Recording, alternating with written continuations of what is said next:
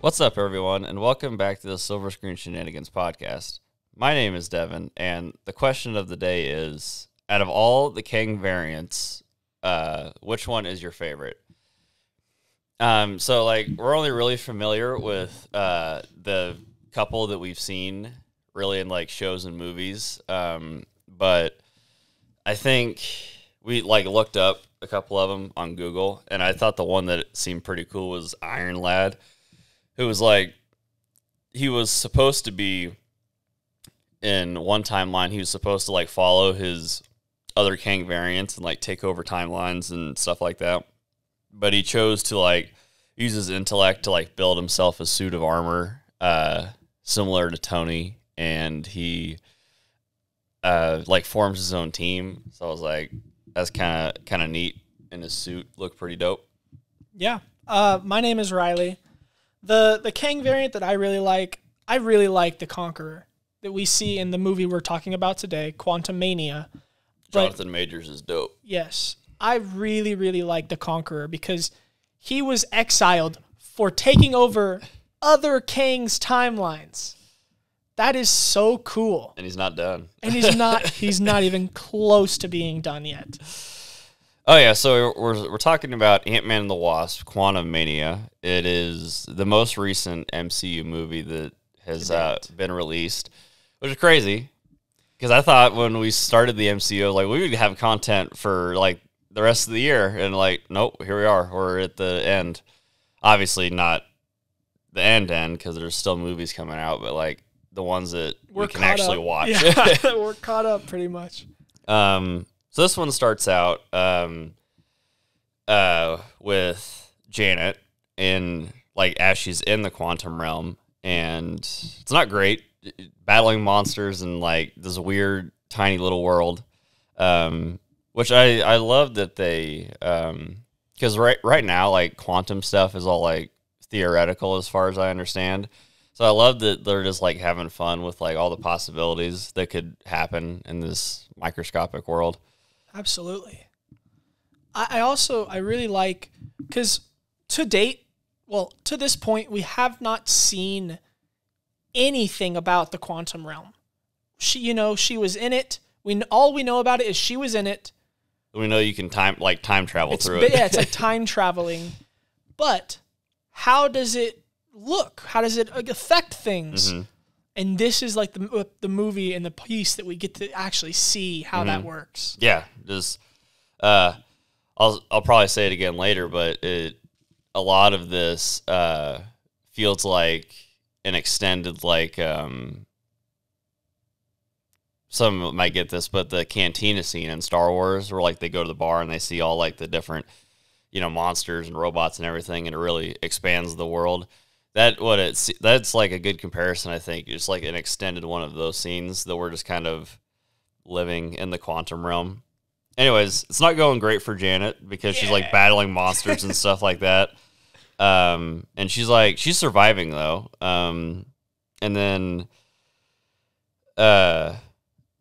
she encounters this ship that crashes into an area close to her, and then we cut away, and we're like, "Oh, what's going on? What's that?"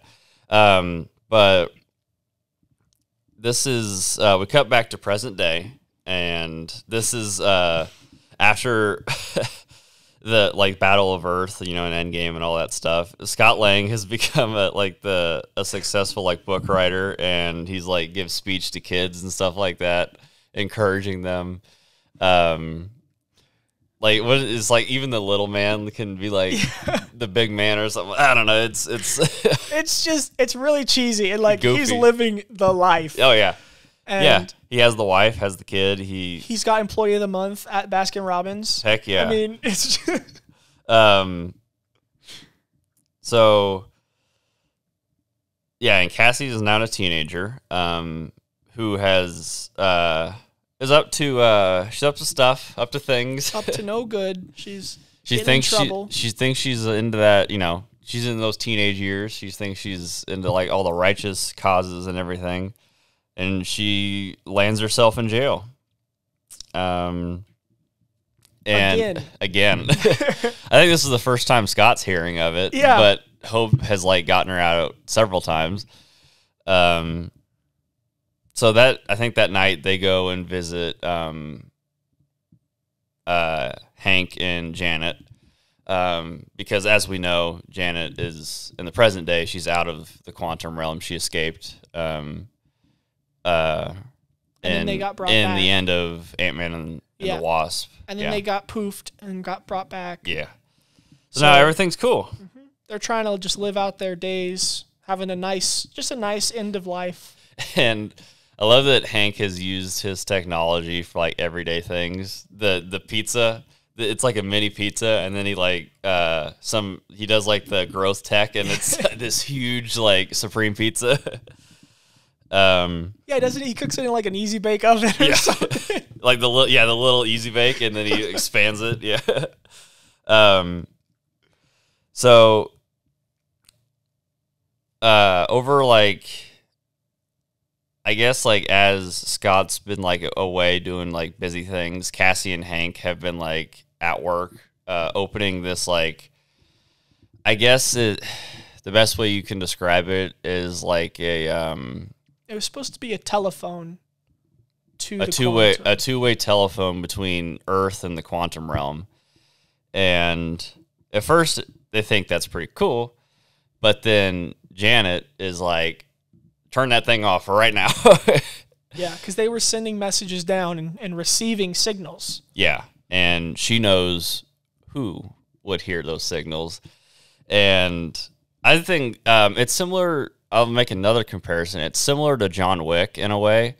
I think this movie does an effective job. How like in John Wick, it is like makes you in a way fear or respect and think how cool it sets up how cool the protagonist is going to be. I think this movie does a good job of like setting up how cool the villain is going to be, because like it's kind of building up of like he or like it's like who is he? It's like why are we afraid of him? Yeah. But so they before I think they shut it off. Yes. But so they tried, but it turns back on, and it like a blue portal opens up and starts sucking things in. Like the whole room, like just items from the whole room, and eventually all of them go into the quantum realm. I guess we should have talked. Hank Pym showed Scott that he had a civilization of ants. True. That were like developing their own technology, right? Or it was something like that. Like they were showing signs of intelligence. He has smart ants, yeah. Yeah. Which is really cool. Yeah. Because he put them through, I don't know if we have heard that like yet in the movie, but yeah, he put them through like millennia of like time where they could like that's later. Yeah. Yeah. So, but oh my goodness. So Hope, Janet, and Hank, they go to like the outskirts, I guess, of like, but Janet seems to know these people and communicate with these people, and gets a lift on this like avatar looking like dragon flying thing where you have to like connect with. I don't know how, but like she knows how to fly the thing.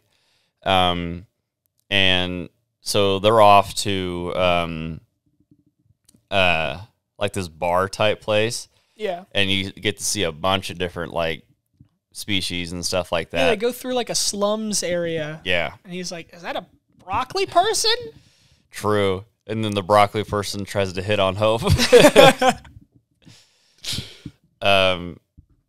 So they sit down and Janet meets with Lord Krylar. I didn't know Bill Murray was going to be in this. So I did. Oh, yeah? I didn't know what piece of the show he was. I thought he was going to be a bad guy, like from the beginning. Well, he is. Kind of. Well, I mean, he chose safety over friendships. But I thought he was going to... Yeah, I thought he was going to be like a lackey for the bad, like for the big bad. Which sort of is, yeah. But I think he chose his lifestyle based on wanting to survive. which I can't. Coward.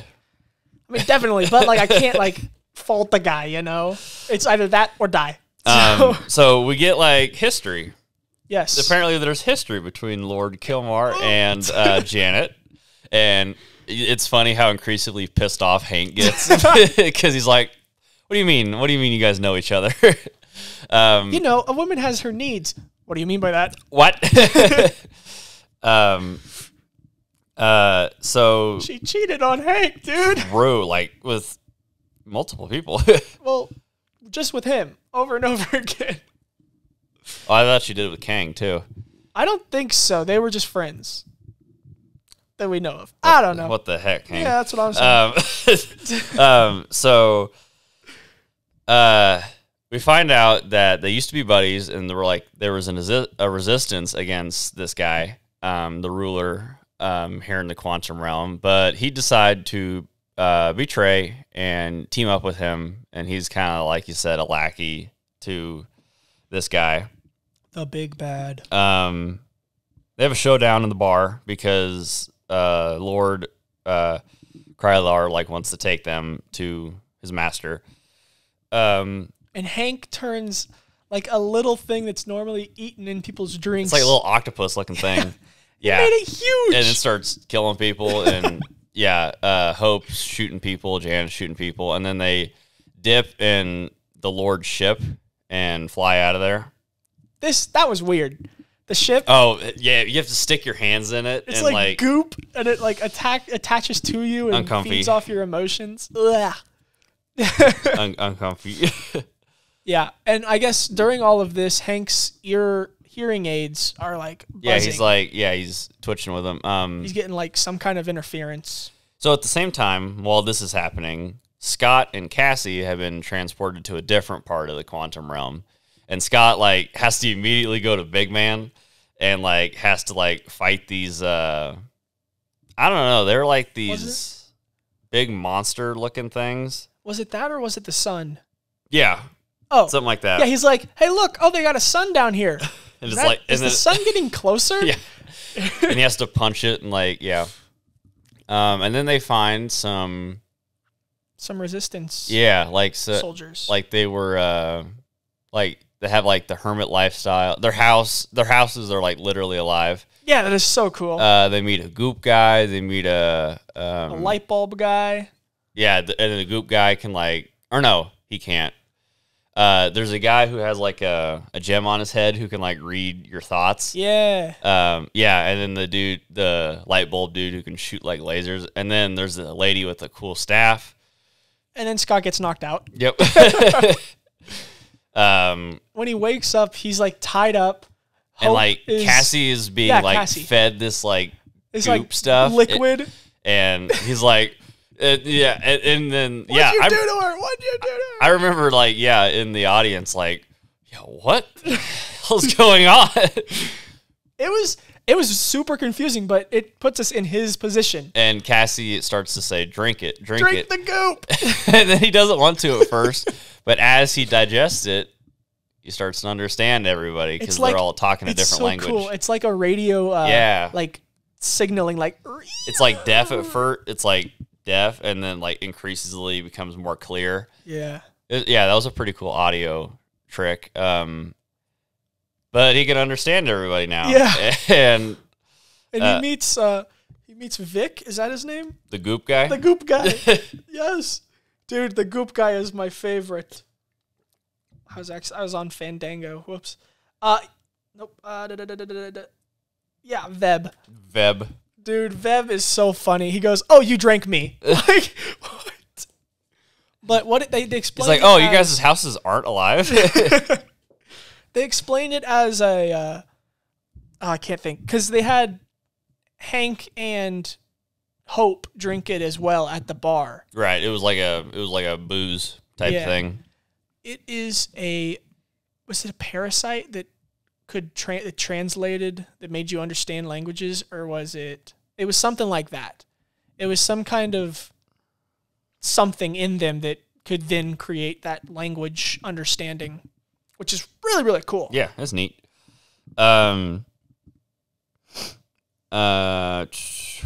So the thing is, though, that they're informed later, like cut back, they were informed that Janet was kind of inadvertently responsible for this like big bad's rise to power.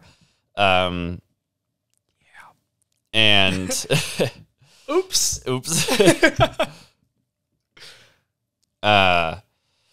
And like as Scott and Cassie are trying to like get to their bearings around this place and like what they should do, this round purple robotic dude with a bunch of lasers and sword hands flies in and starts blowing stuff up. Of course, fans in the comics, we know who it is. It's MODOK. And dude, I was so excited when I saw him. As far as like, it's one of those dumb. If you want an L opinion on movies, just go to TikTok. Like, there's like, I don't like it because it's too goofy. I'm like, you wanted comic accuracy, dude. This is MODOK. Yeah, MODOK is he's just honestly, it's a sad story. Oh yeah, because like I don't know. But it's different in the comics than it is in this. But MODOK is the comic relief for Doctor Doom. Yeah. I mean, well, dude, sometimes like other times he's like, I think he's kind of just goofy by default because of his look in a way. But I just thought of something. A setup for Doctor Doom or something like that. Maybe, I don't know. Remind me afterwards, please. I want to talk about it at the very end. But yeah, this is not the same guy as. I think this is a pretty unique way to bring in MODOK, though. Yes, with something that MCU fans have like previous background knowledge and something they would understand. Because like sometimes there's a lot going on in Marvel movies, and I think that's sometimes necessary. Yeah, because we know the voice, we know who this is. Yeah, it's Darian Cross. Well, Scott and what's his daughter? Cassie. Gosh. Hope and Cassie, those two get mixed up in my head. Oh. But so Scott and Cassie get taken by MODOK to the and like bad. the are like all of the are like no bad people are like blown up and destroyed and like barely escaped. Yeah, their houses take off like rockets. That's so cool. That's pretty sick. But yeah, so a couple of them get away, some of them die. And then Cassie and Ant-Man, what's his name? Scott. Thank you. Gosh. Oh, it's one of those days. So, like, we know. Do we get like how MODOK came to be yet? I think. So that's this scene. Okay. So they get taken to jail, and you go to jail. Yes, go straight to jail. Oh yeah, and MODOK comes and talks to him. And MODOK comes talks to him. And he goes, "Don't you recognize me?" And then he opens his mask, and it's honestly a pretty good CGI for what MODOK would look like. Yeah, I think that's as best you could get it. Yeah, so Darian Cross, as we remember. It was close. Darian. Yeah. In the end of the first Ant-Man. Yes. Where, in Cassie's bedroom, she has trauma. So he's like, is he going to shrink? And like Scott like is messing, and he's small man, and like he messes with his tech. Yeah. So Scott is inside of Darian's armor, or not armor, but suit, and is like punching and pulling through things, and so causing it to malfunction. Yeah. And so he's like shrinking, and like parts of him aren't shrinking, and then like he's just like screaming in pain, and then like we just see him disappear and get super small, and poof, goes away. Which this completely makes sense. Yeah. Why and then so we find out that his body is extremely deformed by his like that shrinking.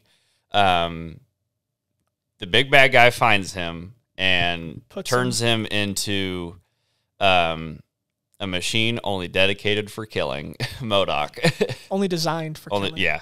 Same, close, very, very close. Yeah. And then we meet the big bad. Kang. The Conqueror. Can't curse, conquer. Kang the beep conqueror. Dude, Jonathan Majors, he's only been acting and like since 2017? Like roughly 2017. but his acting chops are so phenomenal. He's been good, and like everything I've seen him. What have I seen him in? You saw him in Creed. So Creed 3, obviously this. He'll be in that new. I do want to see Devotion. Is that what it is? Not Pilot? Not Plane. That was the other one. Yeah. Shoot. What? Oh, The Harder They Fall. That's a fun Western. Yeah. No, he brings a power like to the role. Yes, absolutely. He brings a presence to the role. Like just him being there. Oh yeah. Immediately, you're like, oh, crap. Like sometimes it's a problem with MCU villains where you don't care, but I take this villain very seriously. Yeah. Especially because what he does right when we meet him. Yeah, he's talking to Scott and like just saying, "You're gonna help me out. You're gonna help me out with what I need." And then like MODOK speeds up, and then like Kang flings him across the room. Like it was the flick of his finger, just flings him across the room. He dents himself into the wall, and he goes, "Do not speak when I'm in the room." And I was like, "Oh my god, dude!" But then he goes and he physically threatens Cassie. Like he picks her up by the throat, I think, because he needs Scott's tech. Yeah. For what does he need? Oh no, he needs Scott to go get this power source that he needs. Yeah. And he's not going to do it. He doesn't. Scott's like, "Nah, I'm not going to." Yeah, and then he turns around and he first tortures Scott and he's not going to do it, and then Cassie tells him to like hold on. Yeah, and then Kang turns around and like flips her up and spreads her appendages out, and then Scott relents because it's his daughter. Yeah, dude, I guarantee if Janet was there, she wouldn't have said anything, bro. She would have let her die. Janet's made so many mistakes in this entire movie. True. So I think it's interesting though, right? Because how similar Hank and Janet are. Like in the previous Ant-Man movies, how Hank had a feeling that Janet was alive in the quantum realm but didn't tell Hope because he knew Hope would like, okay, I'm going to the quantum realm. I got to figure out a way. And he's like, of course I didn't want her to do that. And so like the same thing with Janet is she didn't tell them about Kang because they would, probably try to find a way to get there and stop him, and she didn't want anybody to die. Right. So it's they both have that similarity of like protecting people with like not telling them stuff. Yeah. So which is why they're so good together. Yeah. So yeah, he's like, get the power core back or I'm gonna kill Cassie. Like that's how simple it is to Kang. Yeah. So Scott goes down there as Hope, Janet, and Hank are flying in. And I think also this is where we get like a backstory, like Janet starts to give them the backstory of like them meeting or of her meeting with Kang. Yeah. So as we saw in the beginning of the movie, there was a ship that crashed towards the location of Janet in the quantum realm. It is who we know to be Kang. At this moment, he seems chill. Mm-hmm. She finds out why he's there. He was exiled from wherever he's from because of something he had done. Yeah, he's like, I was making advancements and they didn't like it, so they got rid of me. So they befriend each other, and they're like trying to find a way to repair the ship and get out of there and, continue the mission. So at the moment, Janet doesn't see any reason to like distrust him. So she helps him because she wants to get out of there too. Right. Absolutely. And as we understand, it took a while. It took a long time to get this thing rebooted again. So they get power back to this core that, like, I guess can do a lot of stuff. Yeah. It can power a lot of things. It puts his suit back on him. Yeah. It gives Kang power. And when so they booted it up. Yeah. And she touches it. And she could see into his mind. Everything that he's done. Everything that he plans to do. And she's scared because he was just blowing stuff up, killing folks, anything to like bring stability to the timeline. And she's like, uh-oh. And so she blows it up. She blows up the power core, and it so that's what I found interesting though, because he still has the suit on, like Kang does. So he didn't have the suit, and when they booted it up, he was able to put the suit on because it gives him his powers back. Yeah, so he just can't. He has his suit, but he just can't access the full like power of this orb because she, blows it up, and there's like this big like. She threw was it one of her getting big ring and into it, and it got huge? I thought it was like, I could be wrong, but I thought it was like a big one and a smaller ring, and like it blew up the power thing. I don't know. Anyways, they're like, this is this big case, like this big thing around it that's like making it hard to like get to the power core. And Scott's the only one because, he can shrink. So true. So as Hank, Janet, and Hope, they're flying in on this ship, Scott is getting small, and he's flying in, and he's jumping down to the power core, and almost immediately runs into like hundreds of variants of himself or probabilities of himself. Yeah. He runs into a probability field, which means every possibility that he would make creates a new him that did make that move. And each possibility that one could make makes another one of him. And he runs into a Baskin-Robbins Scott Lang. Yeah.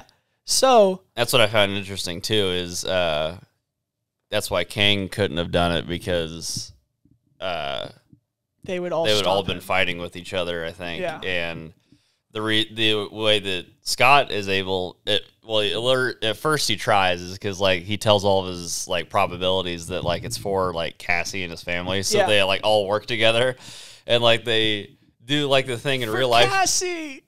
They do the thing in real life that ants do to like go up, like they build on top of each other. It doesn't work. They like fall over on each other, and he's like, Scott is like being like suffocated and trapped. Well, our Scott. Yeah. By all the other probabilities, and I find it like it's like one of those sweet moments, like because she saved him in like Ant-Man and the Wasp when he was like drowning, and then she saves him again because Hope flies in and like grabs him and like flies him up to the power source. Yeah, dude. Why did they add wings to his suit? Yeah, give him wings too. Then I guess we wouldn't get Anthony or Antoinette. Or he wouldn't have his trusty sidekick, the ant. So they have it. Yes. And so like Hope and Scott are on the ground with the orb, and Janet is there too, saying like, you have to get away. And as she says that, like Kang turns the corner and he's like, all right, give that to me. And then like, so Scott and Hope go to fight Kang and just like flicks him away, and it doesn't go well. Not very well. So he kind of in a way goes back on his deal. He takes the power orb, captures Janet, and blows up the ship that has Hank on it. And I'm like, oh my God, Kang. Well, he tries to blow it up, right? It then just crashes. I suppose. I think that's right. Because it blows up when it hits the ground. Yeah, true. Yeah. But Hank is saved by his ants. Yeah, dude. That's so cool. The thing he's been hearing the entire time was the ants communicating with him. Yes. And yeah, so those ants, and when they got pulled into the quantum realm, so did the ants, and they got pulled into a different part where they have evolved over like millennia. Yes. Dude, they got they're robotic ants now. He says they were like something society, like I can't remember what it was, but like they're a more advanced society than we are, I guess. Yeah. They're super smart. They have tech. And so Hank and the ants make their way to like have their like final stand against Kang. Doesn't Scott go to the rebels, or because I don't remember how they get involved. Yeah, they get called on somehow, and they're like making their way there. Cassie's still in prison. Yeah. Oh, that's how. That leader of the rebels, the girl with the stick. Yeah. She's in prison with Cassie. That's what it is. And Cassie's like, they break out and the revolution has begun. So they start the uprising. There are so many good scenes in this. This fight is pretty wild. We get to see Cassie really take hold of her own suit and like she's trying to use it. She's not good at it in the beginning of the movie. Like she doesn't have down like how you jump and punch. Yeah. Scott's when you're small. Explaining it to her. And so Scott goes big man and like crashes. So like Kang has built like this city with like walls around it and like tech with like guns that fire and everything, and he has soldiers and yada yada and MODOK and everything. So Scott goes big man and he punches like through this wall, and like so he has on the inside you have a battle going on with all like our rebels who are attacking, and then you have Scott and Hope and Hank who are like coming in through the wall. So like you have these kind of like two separate like fights going on in this battle. That's the coolest part, is because the rebels were about to lose. Yeah. And then all of a sudden they hear and it's all of the feet of the ants that take over the city. Close, I think close. So like Kang comes down and he's turning the tide. Like he's killing rebels. Like he kills Lightbulb Dude. I was like, oh no, rip Lightbulb Dude. That guy was so cool. He like shot beams of light through his face and like burnt stuff. Yeah. And then Veb got shot up. And I guess before that too, like Cassie sort of like bested MODOK. And so and tells MODOK not to be a don't be such a dick. A jerk. Yeah. And so he's like, how do I do that? Dude doesn't know how to be not a mean person. So as Kang is like turning the tide of the battle, all the ants come, and like there are millions of ants, and like they're super strong, super intelligent, and like they overwhelm like Kang, and like MODOK tries to fly in and like try to stop Kang too, but he gets like blown away and his tech is destroyed. He looks at Scott and he goes, "At least I died an Avenger." Yeah. Dude, if he comes back, he goes, "No, I'm one of you guys. I'm an Avenger, right?" Sure. So the ants have like they broke through like this protective shield that Kang put up, and like they are taking him away and like destroying bits of his armor. Yeah. As they like take him away. So I guess like Janet fixes the power core. Yes. As she, Hank, Hope, Cassie jump through, but Kang is not done. Even when half of his armor is gone, he pulls. He's beaten up by these ants. He pulls Scott back, and I think Scott holds his own for like half a second. Yeah. And then Kang just like beats the crap out of Scott, like hand to hand. And Scott makes he makes the sacrifice play. True.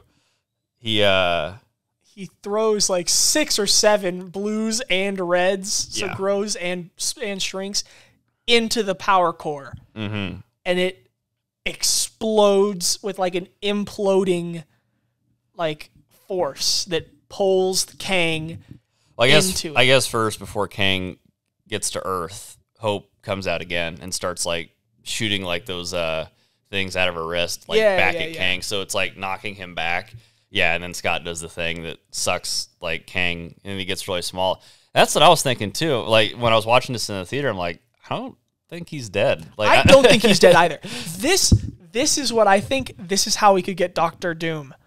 Like maybe this Kang becomes Doctor Doom in the micro quantum realm, because then MODOK would have been serving Doctor Doom when we met him. And he had. I kind of want Doctor Doom to be a separate guy. True, right? I don't know anything about Doctor Doom, but this could be a way they could introduce him. I was kind of hoping they would do it correctly. I don't know, like the Fantastic Four. Yeah, that's I think when they should enter, because Doctor Doom is a Fantastic Four villain, right? I mean, you only get like so many tries. Yeah, if they mess this one up, they're like, okay, we're done with. Doctor Doom's just not going to be in it, I guess. Yeah, that's a movie that scares me in the future. So yeah, that happens. Yes, they get back to Earth. This is when I was like, wait, Kang? They just beat Kang. Right. They beat the guy who's supposed to be the bad guy for the entire next part of Marvel. To be honest, though, that was one guy. Right. And it took Hank, Scott, Cassie, a million ants, and a million of hyper-evolved super ants. Yeah. Plus a gang of rebels. Yeah, that was one guy. And he wasn't fully powered. Uh-huh. And he didn't have all of his tech. So Scott is happily resuming life, but then he contemplates, did I just ruin the multiverse for everybody? This was the best. Because it was like happy music, and then it goes because is he actually gone? Kang talked about bringing stability, and he talked about how he wasn't the only one, he wasn't the only Kang, and like my other me's are coming, and he's like, by killing that Kang, then I just invite all these other Kangs, and he's like, nah, it'll be fine. I think. And the happy music returns. But yeah, he brushes it off. Mid-credit scene. Yes, you have something to worry about because dude, all these Kangs are being like called to the Coliseum. Yeah, Kang. Numerous variants. Of Kang, led by his name is Immortus. They meet up. So they think that there's been a death of one of their own, so they have an Avengers problem that they need to be taken care of. So, I think, yeah, we'll definitely see like maybe a Kang that is chosen to like take on the Avengers, and it's like, whew. Yeah. Post-credit scene. Also, we're like 6 Avengers down. Yeah. Yeah. Yeah. Who have we lost? We lost Black Widow. Tony, Black Widow. Cap. I guess we have another one, but he's not a super soldier. We're losing, I was going to say Jeremy Renner, but that's the guy who plays him. Hawkeye. Because his hearing is going out. He's getting old. Yeah. We've lost Black Panther. Correct. We've lost...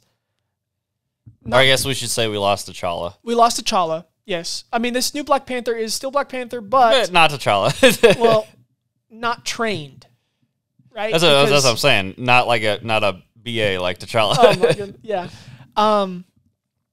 But I am very worried. And where's Thor? Scarlet Witch is gone? Where's Thor? Where's Thor? Dude, these young Avengers are so screwed. Oh, absolutely. 100%. I mean, we have America Chavez who can, like, punch through universes, but, like, still, this is very bad. So,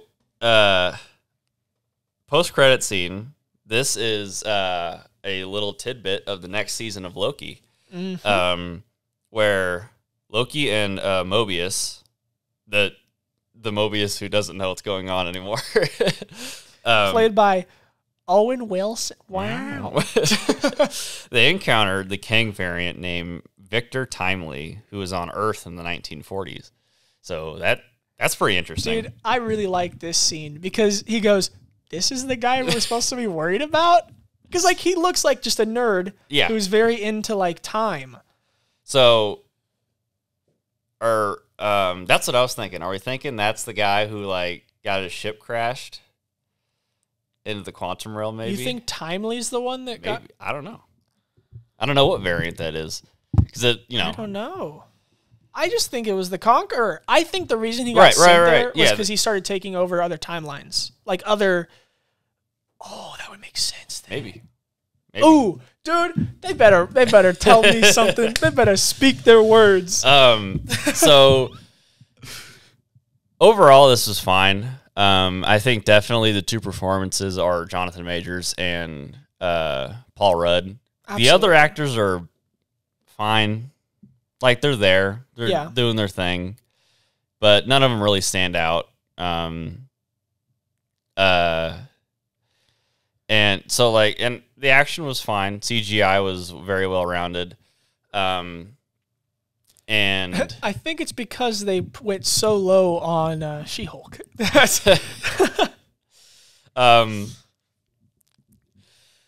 The story was okay. Kang is cool. Like, I'm excited to see more of what we can get of Kang in the future. But I don't know. At the same time, it's just kind of another Ant-Man movie. And I think the best part of it, unfortunately, is not with, like, Ant-Man and the Wasp. It's more the best part of this stuff is Kang.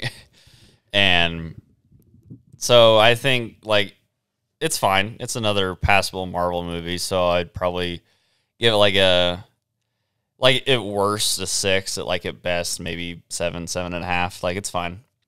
Yeah. I know, I mean, for me personally, this made me very excited for the next coming movies. Yeah. However, the movie itself was meh. Yeah. I mean, it opens up a lot of opportunities. So what was interesting is, like I told you, when I first watched Black Panther, Wakanda Forever, like, wasn't a fan, mainly because, like I talked about, the recasting thing, and then when I watched this, I was like, oh, that was pretty good. And then when I watched these again for, like, this, I found it, like, switching. I was like, oh, okay, Wakanda Forever, looking at its story, is not terrible. And then the rewatchability on this movie is... It's not there? No. Because, like, it just seems... Because, like, for me, I can rewatch some Marvel movies. Like, I can watch the Guardians movies over and over. I can watch Infinity War again. I can watch... But, like, this one, it just seems like... It almost seemed like a chore to get through watching it again. So that might hurt it a little bit. But other than the first watch, it was fine. It's okay. Yeah. I think I'd give it probably a 7. I mean, it's not a 6 in my mind because it was... I think it is a setup movie. Yeah. I think it's to set up the next phase of Marvel because this is the first movie in Phase 5. And I think that can definitely hurt it too when a movie doesn't tell its own story and is just there to, like, let's get to the next part. But that's the thing, though. We've been waiting for the beginning of something, right? Because the last couple movies, like anything, like Thor: Love and Thunder, Phase 4, Phase 4, Phase 4 had nothing to do with anything. I think that's kind of an interesting thing to look at Phase 4 is it seems too shattered. Yeah. Seems too far apart from each other. Whereas, like, the first couple of phases were about the Infinity Stones and later Thanos.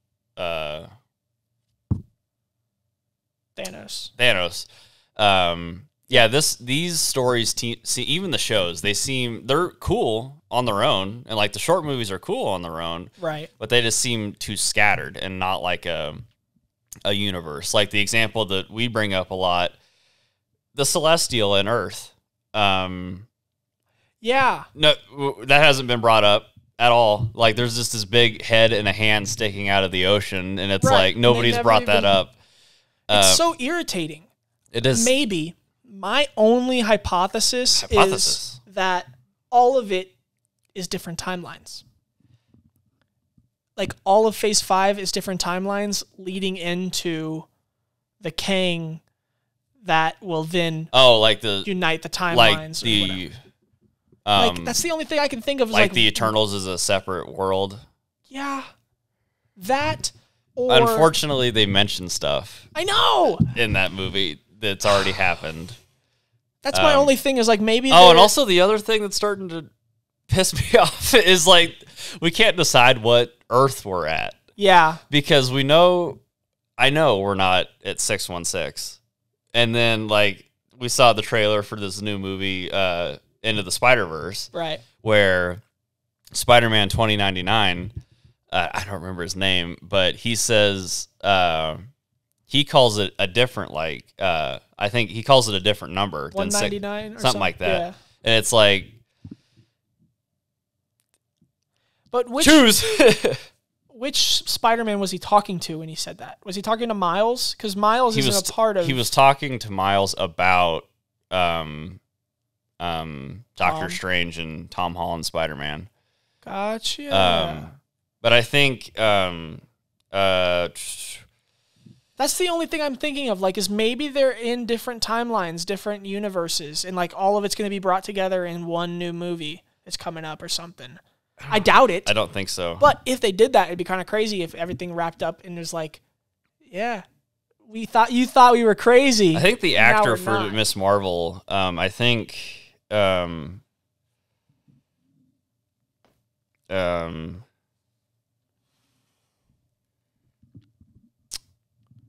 I don't know. I think I think I agree with her. The actor for Miss Marvel, I think she nailed it. It's not Earth 616. She says the MCU is definitely Earth 199999. I think that's definitely what it is. And it's sad when an actor knows more than like the people who are the writers. Yeah. But I think you're right, though. That's been the problem with Phase 4. It seems too separated in a way. But I think we have a guy now. We have a guy. Or guys. Or variants. Yeah. We have... Who will do something. Yeah. I think the Kangs are going to, at least for now, it's... I have a feeling that we're going to get a Kang per movie. A Kang per movie? Yeah. Like they send one Kang to take out some Avengers, and then the Avengers take out that Kang, and send another one or two Kangs. This is a little off topic, but like, I guess what movies do we have? We've got Guardians of the Galaxy's coming up, but the bad guy in that one is the Adam Warlock and the geneticist. Yeah, maybe I don't something know. like that. And then after that, we have Secret Wars, and which is about the Skrulls. Yes. Then we have Fantastic Four's in there somewhere. I don't know. Is it really? Okay, I didn't know if it was or not. But we do have Kang Dynasty, which looks super cool. Haven't seen anything about it, but like that, just the name. Then Young Avengers is in there somewhere. Yeah, and we got the Marvels. Not looking forward to. I mean, I'm not a huge fan of Miss Marvel, but it's mainly because like she feels like she's better than everybody. True. When she still gets beat, and then is like, "Well, that's your fault. Why didn't you help me?" I think that would be a really good arc for her. You told me not to help you. To get some humbling. But yeah, Ant-Man and the Wasp, Quantumania, another passable Marvel movie for me. Yeah. All right. Well, that is going to do it. Thank you all for listening to Silver Screen Shenanigans podcast, and we hope to see you next time.